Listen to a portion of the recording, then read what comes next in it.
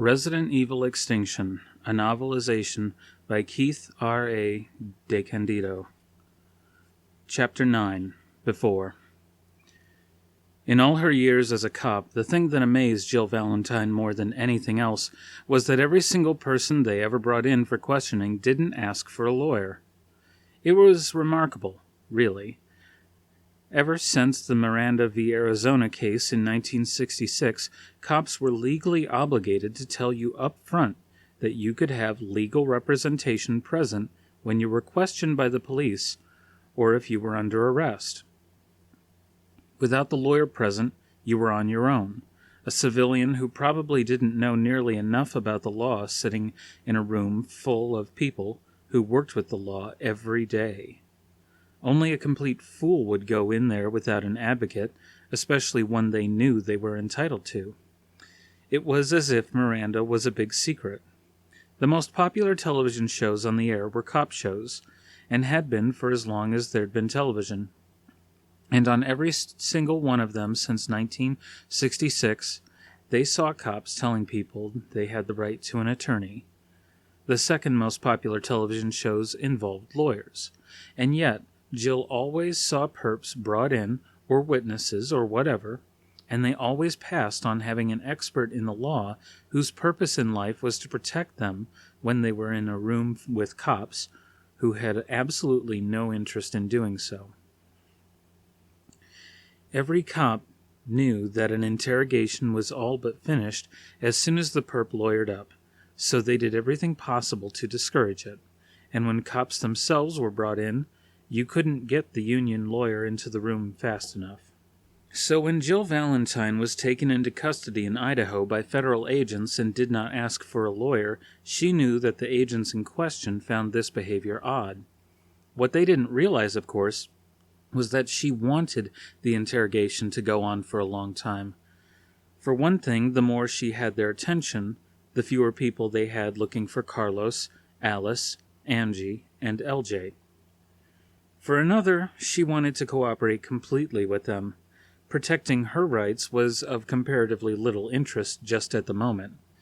It was protecting the lives of millions of people who'd be exposed, not to mention speaking for the millions who had already died. They flew her in a helicopter to the Boise field office, and then, before anybody could talk to her, they remanded her to the main office in Washington. On the one hand, Jill was glad to be getting the attention of the big boys. On the other, it meant the locals would still keep looking for the others.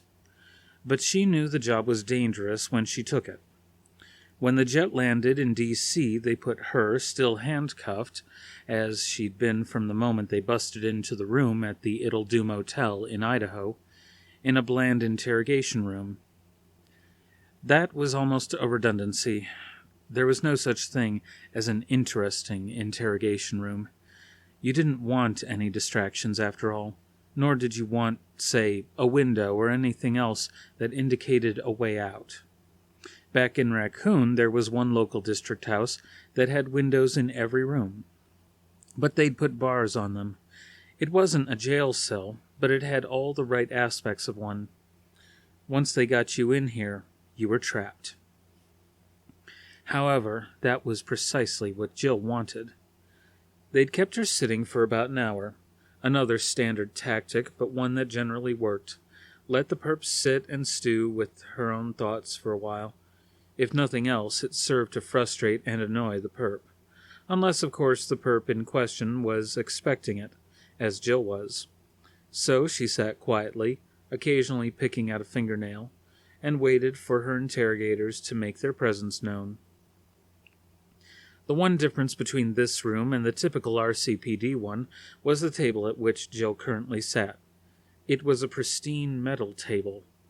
Back home, they were partial to Formica, and it was battered within an inch of its life, covered in nicks, cuts, and scrawls of various perps who would spend their time alone in the room doodling, if the cops bothered to leave a pen. Television also had taught everyone what was on the other side of mirrors in interrogation rooms, and as a result, many places had done away with them. This room had nothing, but there was a video camera in one ceiling corner, that was no doubt recording everything in the room for potential future evidence. The video made everyone's life easier, especially since nobody was really surprised that people other than those in the room were watching and listening. Finally, 2 men walked in. One was the very model of a modern federal agent, tall white guy in his 30s, very short dark hair, with the beginnings of male pattern baldness. The other was an African-American man who looked barely old enough to shave. Both men wore dark suits with white shirts and dark ties. All they needed were trench coats and Ray-Bans to complete the stereotype. They sat in 2 chairs that faced Jill. "Miss Valentine," the white guy started, or rather, should I say Officer Valentine. "Well," the black guy said, "she's not an officer anymore. I mean, she was suspended, and the city she was supposed to serve and protect's a radioactive crater. Know what I'm saying?" The white guy nodded. "Fair point. Still, she's a member of the community, you know. Anyhow, Officer Valentine, I'm Special Agent Hicks. This is Special Agent Graves." "Screw this," Graves said. "I ain't calling her officer anything." Jill finally spoke. "If you prefer to call me Miss Anything, I'm okay with that, Agent Graves." She added a sweet smile. "Oh, you're funny." Graves got up and started pacing. "This is nonsense. Let's just toss this girl in a cell. And on what charge?" Jill asked. Hicks smiled at her in as insincere a manner as possible. "Don't tell me you don't know, Officer Valentine." "Honestly, I don't. I was placed under arrest. I've had my rights read to me, and I've filled out paperwork saying I waived my right to an attorney. By the way, you guys should look into streamlining, because our paperwork takes maybe half the time. I mean, I know the higher up the food chain you get, the paperwork metastasizes, but damn, it shouldn't take 20 minutes of me doing my chicken scratch just to say I don't want a lawyer."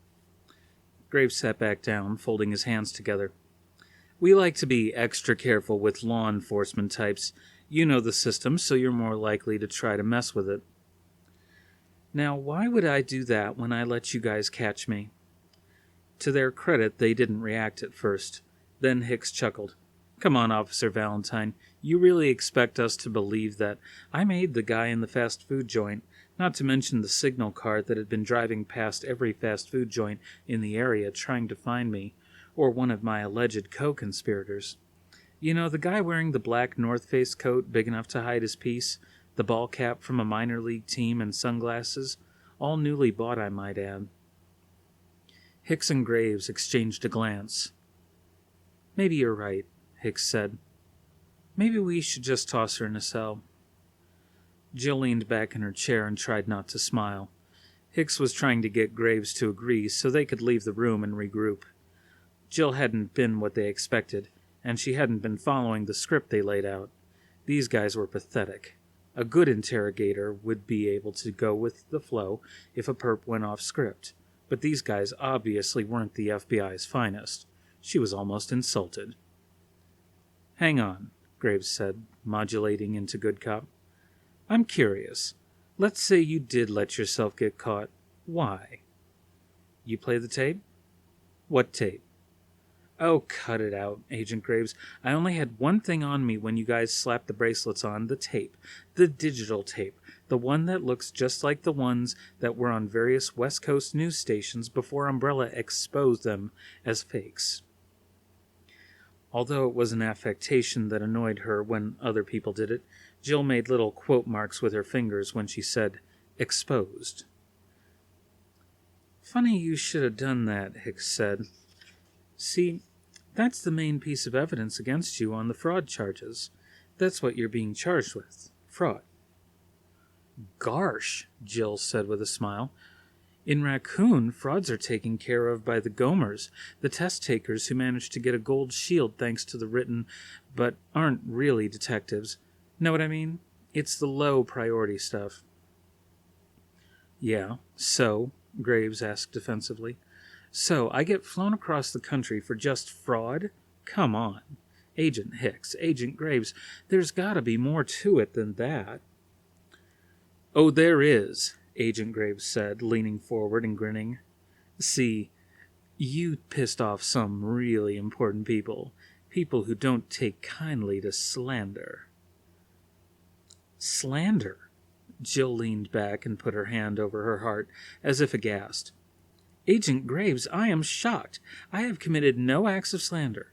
If the tape I released to various news stations is false, then yes, I admit to aiding in the perpetration of a fraud. But slander? That would require my bearing false witness. And you have no evidence to support that. The only person a slander case could be made against is Alice Abernathy. She's the one on the tape, after all. All I did was provide a videotape, which, by the way, also included some fascinating footage of people with some kind of awful disease walking the streets of Raccoon City. Funny how they look just like the people in San Francisco. What's happening there anyhow? I've been kind of cut off. A knock came on the door before Hicks could reply to that. An older man with a steel-gray crew cut and horn-rimmed glasses poked his head in. "Gentlemen, may I see you a moment?" Graves started to say, "Sir, we're in the middle of—" "Now, Agent Graves." The older man didn't change his tone, but something in it made Graves cease his objection.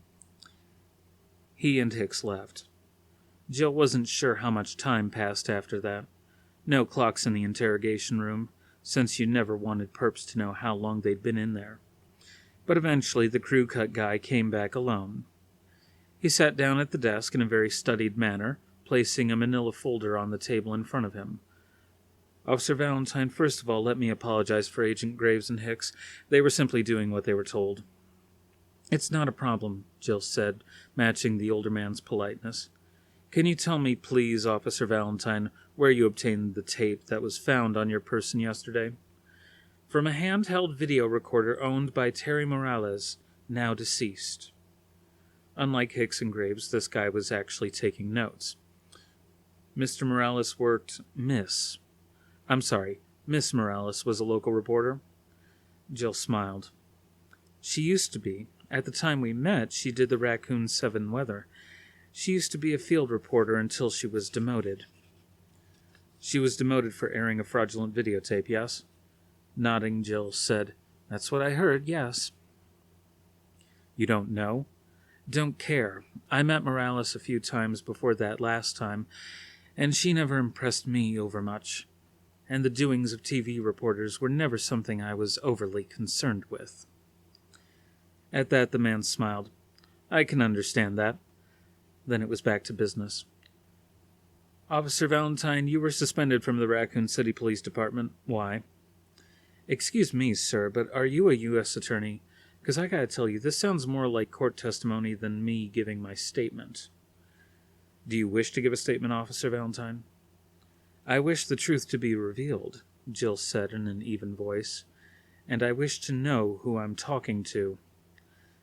I'm a federal agent, like Hicks and Graves. And yet you're not carrying an ID badge like everyone else in the building." "I left it on my jacket, which is back in my office. I can go back and get it if you want, Officer Valentine." Jill wondered whether to believe this man or not. Whoever he was, he got Hicks and Graves to jump. And he seemed genuinely interested in what she had to say. But then, so did Captain Henderson until Umbrella exerted its pressure. Who was this guy? "Shall I continue with my questions, Officer Valentine?" After a second, Jill nodded. "I don't suppose I can get a cigarette." "No smoking in the building, I'm afraid." Jill chuckled. World really is going to hell in a handbasket. She let out a long breath as if she was puffing out cigarette smoke. "To answer your question, I was suspended without cause. I reported some kind of biological contamination that I saw in the Arklay Mountains." "Are the Arklays part of the RCPD's jurisdiction?" "Technically, that's the domain of the county police. I was there hiking, and I stumbled on some infected people. Later on, I learned that they were corpses that had been animated by a virus." "Who informed you of this?" "I was told by a woman named Alice Abernathy, but even if she hadn't, I'd seen it for myself. People would die and then start walking around again. The only way to stop them was to shoot them in the head." "What were the symptoms of these infected people?" "Lack of breathing, lack of blinking, lack of beating heart." At the older man's look, she grew serious. Milky white eyes, lack of coordination, inability to speak, and an apparent hunger for living flesh. She closed her eyes. They got Peyton. Off another look, she said. Sergeant Peyton Wells, my commander with stars. That would be the Special Tactics and Rescue Squad? Jill nodded. The door opened, and a young man wheeled in a large black stand on which was a large television, and on the shelf below it a combination VCR-DVD player, as well as a projector. They were all plugged into a power strip, which the young man plugged into a socket in the wall. After the young man left, the older man continued. What happened to Sergeant Wells? He was bitten by an old man who died of a heart attack on the Ravensgate Bridge. After he died, he got up and bit Peyton on the leg. Peyton's wound wouldn't clot. It just got worse. Then he was killed by gunfire. She didn't get into that nemesis creature that Alice fought. It would shoot them off on an unproductive tangent. And besides, nemesis wasn't a danger anymore, which was more than could be said for the T-virus. A few minutes later, he was trying to chow down on me, and his eyes had gone milky. And the footage on the tape you provided, these were examples of those infected people? Yes. The old man leaned over to the stand and pulled a remote off the second shelf. He turned on the TV, which lit up with a solid blue screen, and the number 3 on the upper right-hand corner. Then he hit another button, and the blue switched to black. A moment later, Jill saw the very familiar sight of zombies wandering down streets, just like in the graveyard, just like at the school, just like at City Hall, and just like in the Arclays. Except that Jill recognized the street they were shambling down, Lombard Street, located on a particularly steep hill in a famous city. The steepest section of Lombard twisted and turned, surrounded by beautiful flower beds.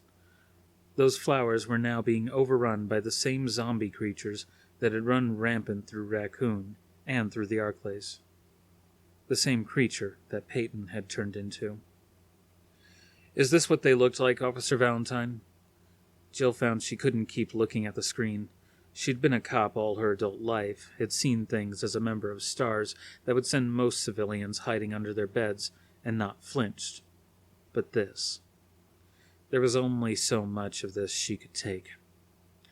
Officer Valentine, what I'm about to tell you is something you are technically not cleared to know about, but I suspect that you actually know more than we do.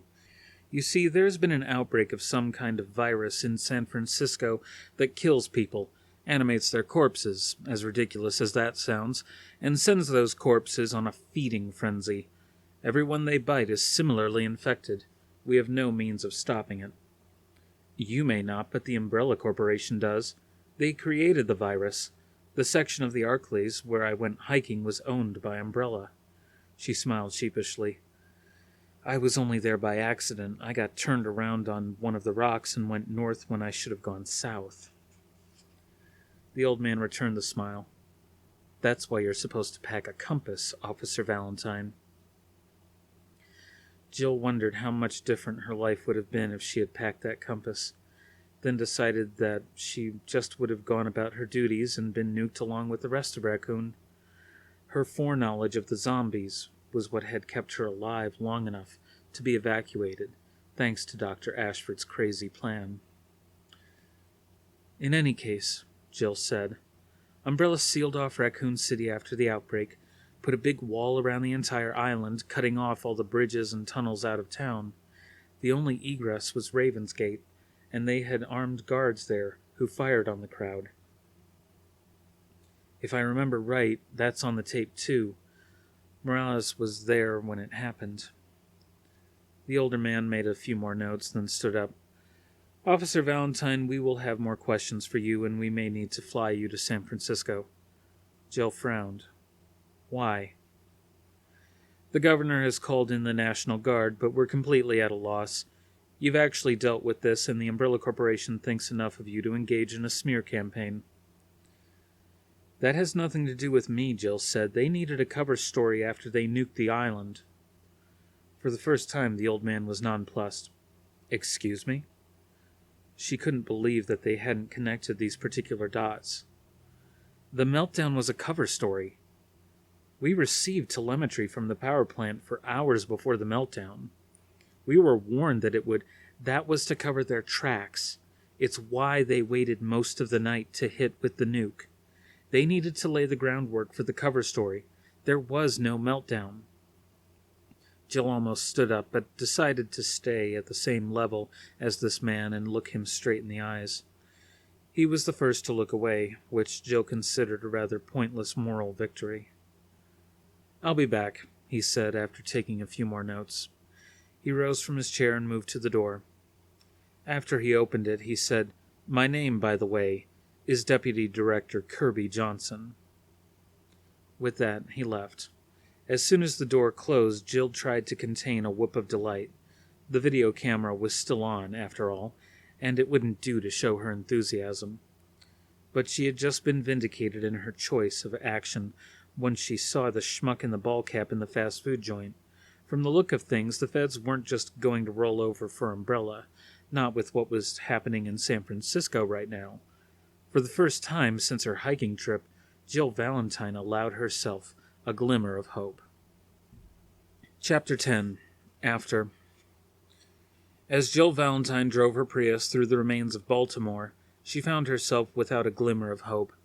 She had been lucky to salvage the Prius, a hybrid gas-electric car, as it got her much farther on less gas than the SUV she'd been in before.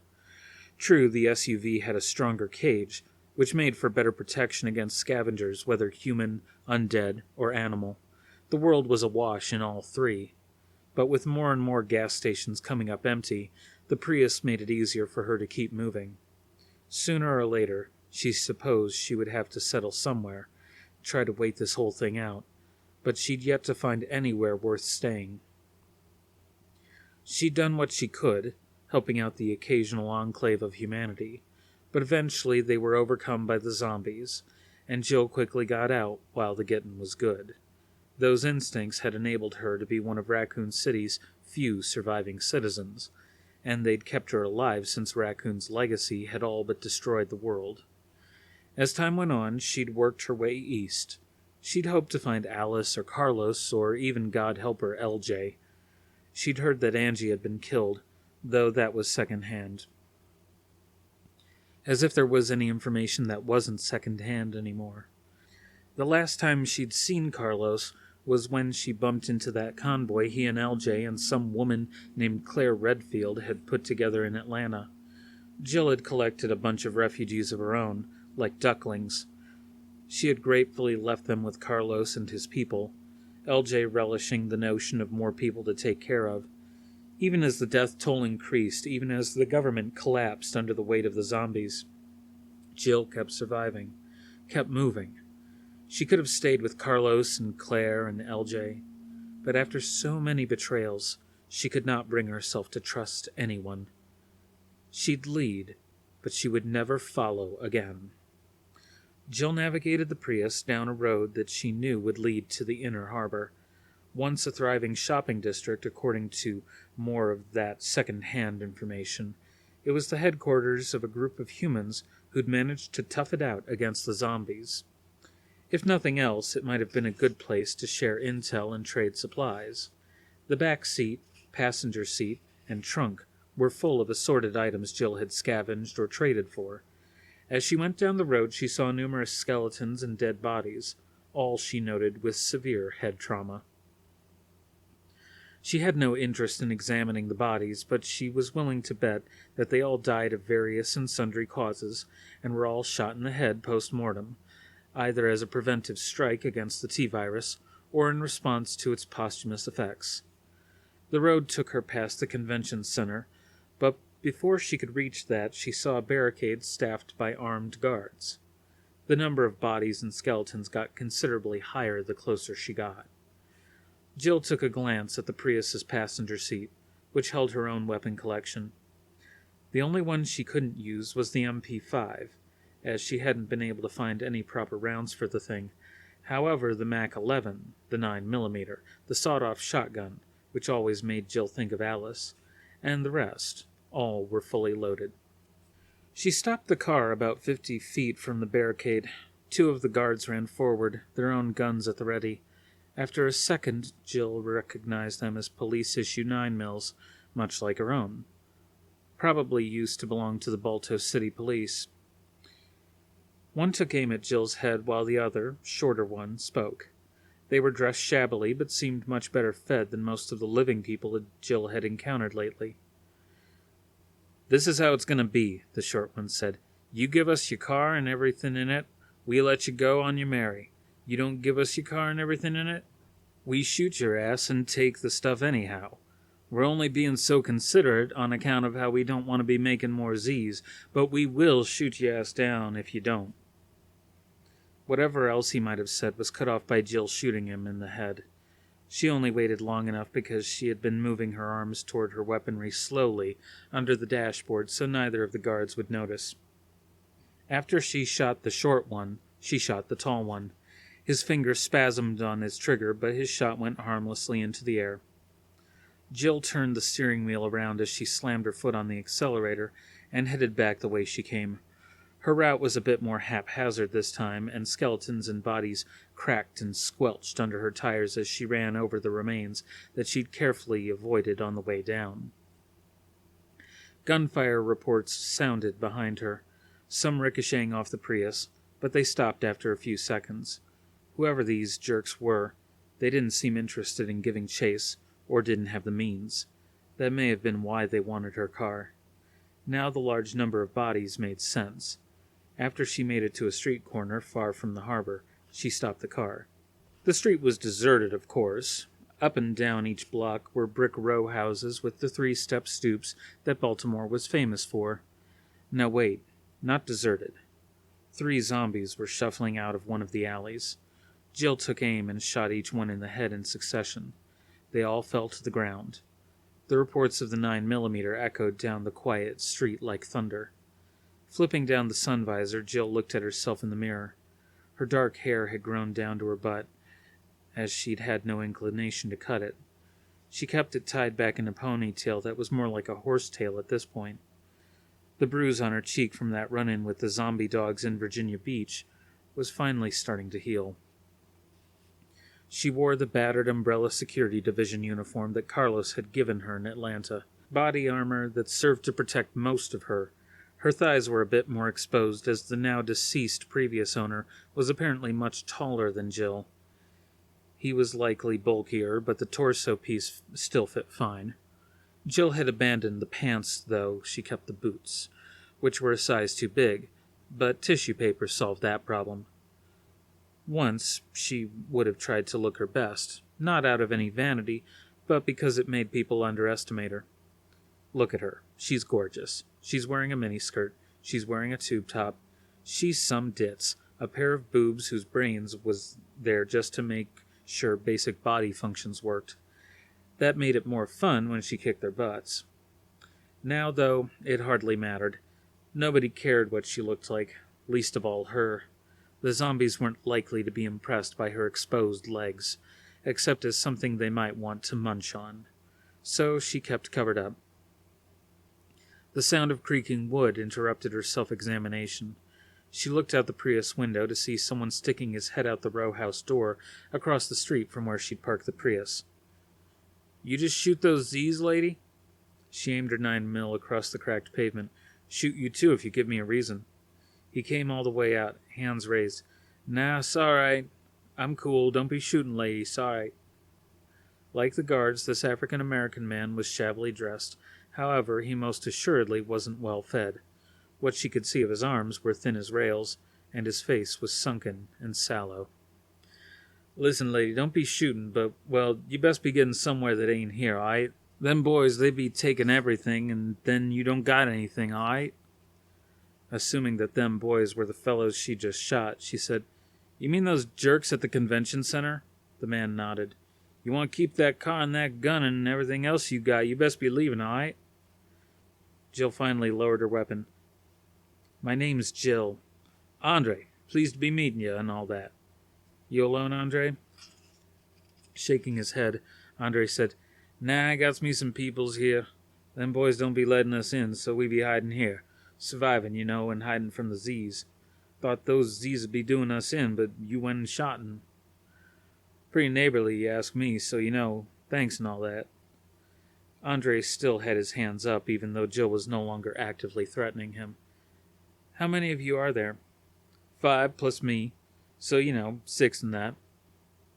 Jill opened the door to the Prius and got out. Andre still stood on the 3-step stoop, hands raised.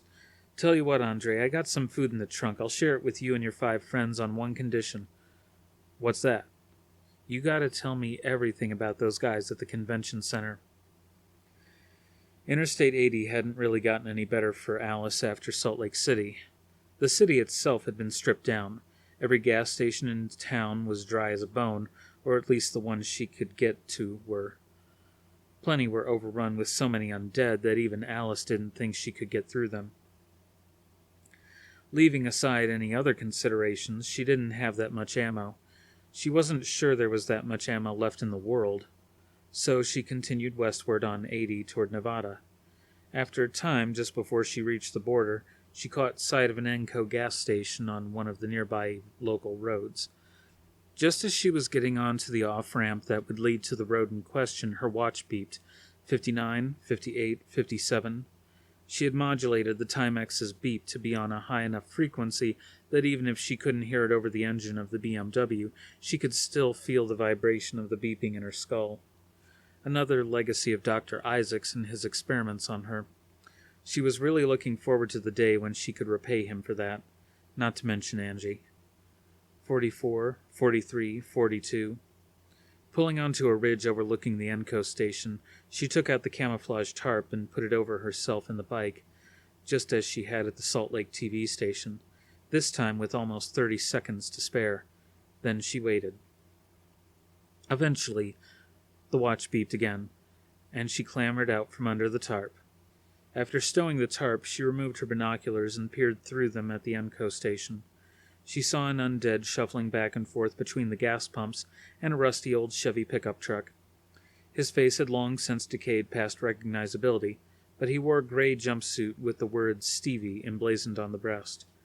There was no other sign of life or unlife. Replacing the binoculars, she opened up another of her many saddlebags to remove the parts of a crossbow. She'd found this in an abandoned fallout shelter in Minnesota about a year back. The shelter's doors had been opened some time previously by an explosive of some sort, and most of the useful supplies, like food and gasoline, had been looted long ago. The only useful things Alice had found were the programmable Timex that had just warned her of the Umbrella satellite's pattern of flight, and the crossbow. The former probably had been left behind because no one cared what time it was anymore. As for the latter, it was an esoteric weapon, one few people were capable of using properly. No doubt, it had been abandoned as being archaic. But sooner or later the bullets would run out. A crossbow could fire pretty much anything that was long, skinny, and hard, and the world had a lot more of that lying around than refined metal. So, Alice took the crossbow.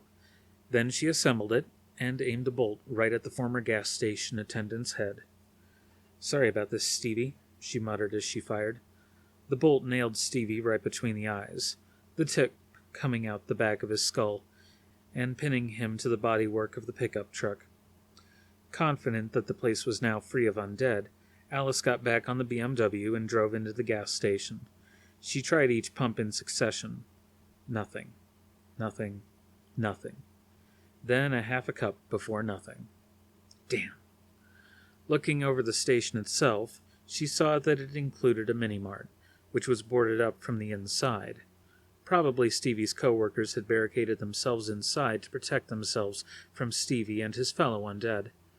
She grabbed one of her guns, pretty much at random, and kicked open the door. Wood splintered easily at the impact from her foot. The stench hit her nose a lot harder than her foot had hit the door. Alice would have thought that after all these years she'd be inured to the smell of decay and death. But no such luck. The Enco's mini-mart was overwhelmed by a miasma of rot. A lot of the smell came from the refrigerator units, which were full of liquids that hadn't been kept cool. Her nose refused to inhale, and she breathed through her mouth as much as she could without hyperventilating. What food was still on the shelves had gone an unfortunate green color. Tons of empty containers, cans, bottles, and more were littered about the floor. Slowly, Alice moved through the mini-mart, peering into the shadowy darkness. The only light was what came in through the door she'd kicked open, her gun cocked and ready.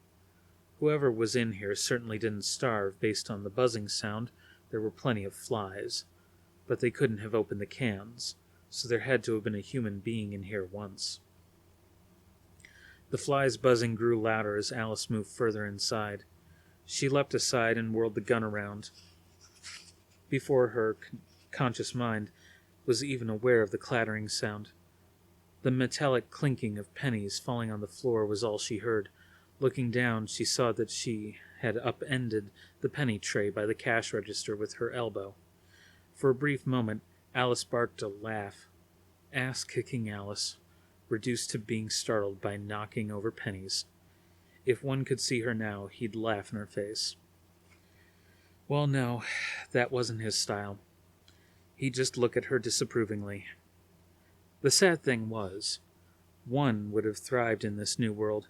He lived for this sort of seat-of-the-pants, everyone-for-themselves life that the remnants of the human race were now stuck with. Instead, he had been reduced to a pile of cubed meat in the corridor that led to the Red Queen's CPU in the hive. An ignominious end. But, given the way life tended to be for people these days, he was probably better off. Alice turned around and smacked into a thigh with a meaty thud.